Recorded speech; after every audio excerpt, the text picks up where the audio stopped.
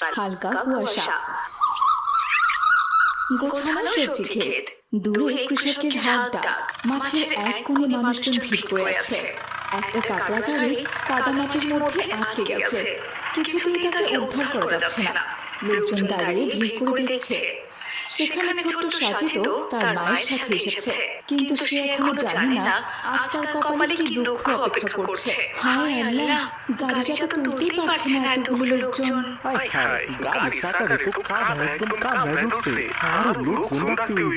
এমন সময় ছোট্ট সাজিদ তার মাকে বলে ওঠে,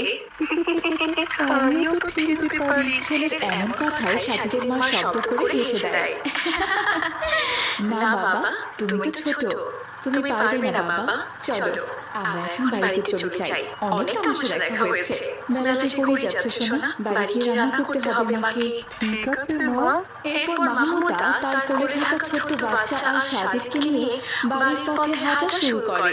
ছোট্ট সাজিদ ঠক ঠক করে জমির উপর দিয়ে মায়ের পেছন পেছন হেঁটে চলেছে। হঠাৎ সাজিদ মাকে ডেকে বলছে, মা মা আমাকেও কোলে দাও না। মা একটু পেছনে তাকিয়ে হাসে আর বলে, বাবা তোমার ছোট্ট ভাই তো আমার কোলে, দুজনকে তো আমি একসাথে নিতে পারবো না বাবা। আসো বাবা, একটু কষ্ট করে না হয় ধীরে ধীরে আসো। তারপর তারা পুনরায় হাঁটা শুরু করে। এদিকে জমির মাঝখানে আগে থেকেই গভীর নলকূপের জন্য প্রায় 55 ফিট দৈর্ঘ্যের গভীর গর্ত খোঁড়া হয়েছিল। লোকজন যাতে গর্তে পড়ে না যায় তাই গর্তের মুখ খড় দিয়ে ঢেকে রাখা হয়েছিল। দেখে বোঝা যায় না ওই খড়ের নিচে যে মৃত্যুর সম গভীর একটা গর্ত লুকিয়ে আছে। সেখানে পা রাখতেই ছোট্ট সাজিদ ধপাস করে পাইপের মধ্যে পড়ে যায়। মা মা বাঁচাও বাঁচাও আমাকে, আমার যে খুব ভয় লাগছে।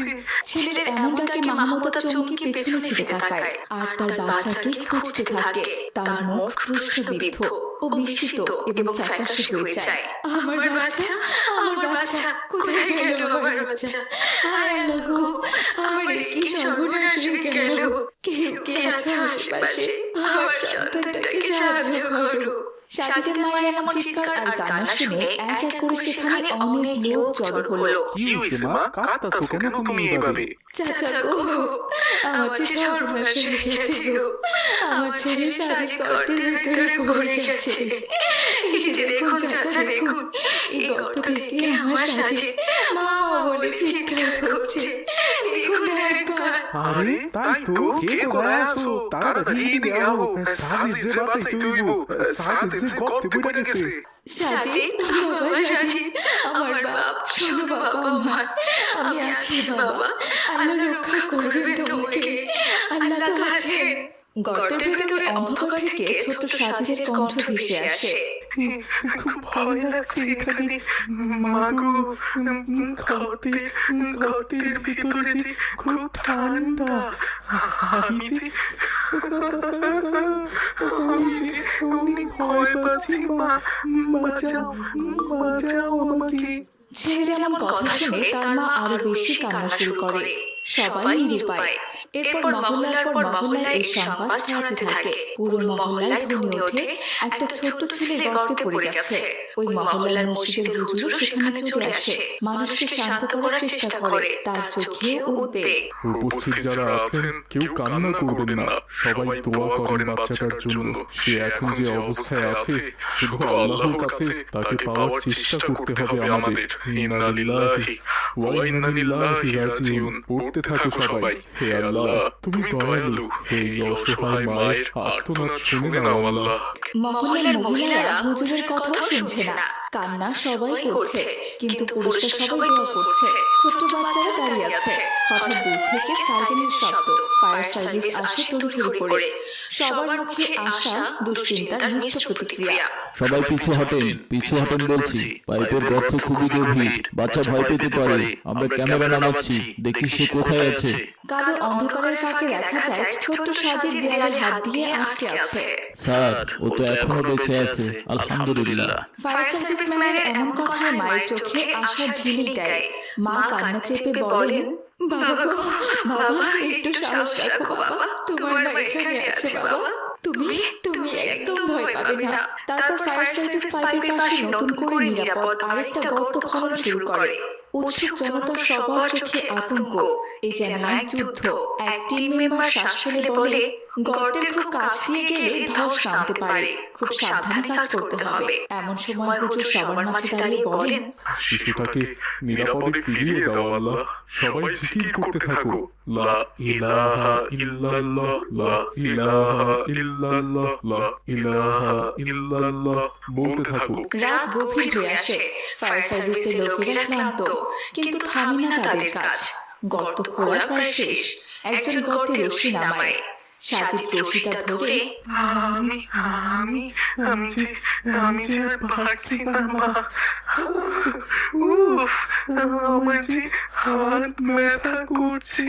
এই কথা শুনে মায়ের আর্তনাদ আরো বেড়ে যায়। ইয়া আল্লাহ, আমার সন্তানকে তুমি শক্তি দাও, তুমি আমার সন্তানকে রক্ষা করো, নিরাপদে ফিরিয়ে দাও আমার সন্তানকে, আমার কাছে ফিরিয়ে দাও। এরপর এক ফায়ার ফাইটার সবার দিকে তাকায়, গর্ত আর একটু প্রশস্ত করো। অবশেষে টিমের একজন সাবধানে রশিটা শিশুটার কোমরে বেঁধে দেয়। 1 2 3 ধীরে ধীরে টানো, এবার ধীরে টানো। এ সময় সকলের হৃৎপিণ্ড যেন থেমে যায়। ধীরে ধীরে রশি উপরে উঠছে, আরো উপরে। হঠাৎ একজন চিৎকার করে ওঠে, দেখা যাইতাছে, দেখা যাইতাছে, সাজিদকে দেখা যাইতাছে। এরপর রশির সাথে সাজিদের ছোট্ট মাথাও বের হয়ে আসে। আলহামদুলিল্লাহ, বাচ্চা জীবিত আছে। এরপর উপস্থিত সকলে আনন্দে উল্লাসে মেতে ওঠে। মা তার ছেলেকে কোলে তুলে নিয়ে কান্নায় ভেঙে পড়েন। গ্রামবাসীর চোখে পানি চলে আসে। ফায়ার ফাইটার টিমের অনেক সদস্য কান্না চেপে রাখে। দেখলে তোমরা, দোয়া কখনো বিফলে যায় না। যেখানে মানুষের হাত থেমে যায়, সেখানে আল্লাহর রহমত ঠিকই কাজ করে। মাগো, আমি সেখানে অনেক ভয় পেয়েছিলাম। না বাবা, আর ভয় নেই, আল্লাহ আমাদের সাথে ছিলেন, তিনি তোমাকে রক্ষা করেছেন বাবা। এরপর সাজিদকে হাসপাতালে নেওয়া হয় এবং প্রাথমিক চিকিৎসা দেওয়া হয়। সাজিদ এখন সম্পূর্ণ সুস্থ।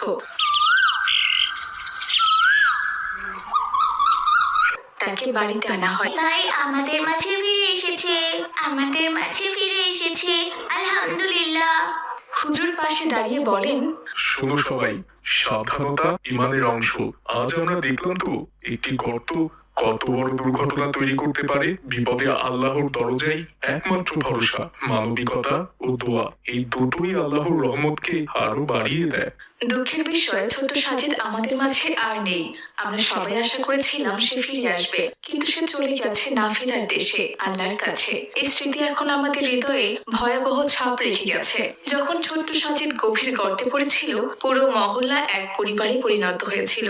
একজন মায়ের কান্না, ছোট ভাইয়ের দৃষ্টিতে আশার রেখা, মানুষের ছোটাছুটি সবই দেখিয়েছে বিপদ কখনো পূর্বাভাস দিয়ে আসে না। কিন্তু সেই দুঃসময়ে গ্রামবাসীর একতা, হুজুরের দোয়া এবং ফায়ার সার্ভিসের নিষ্ঠার প্রদর্শন আবারও প্রমাণ করলো ভালোবাসা, মানবতা এবং দোয়াই মানুষের প্রকৃত শক্তি। এই দুর্ঘটনা শুধু ভয়াবহ স্মৃতি নয়, বরং সতর্কতার, ইমানের এবং মানবিকতার এক অমূল্য শিক্ষা। খোলা গর্তের ছোট অবহেলা কত বড় বিপদ ডেকে আনতে পারে তা সবাই উপলব্ধি করেছে।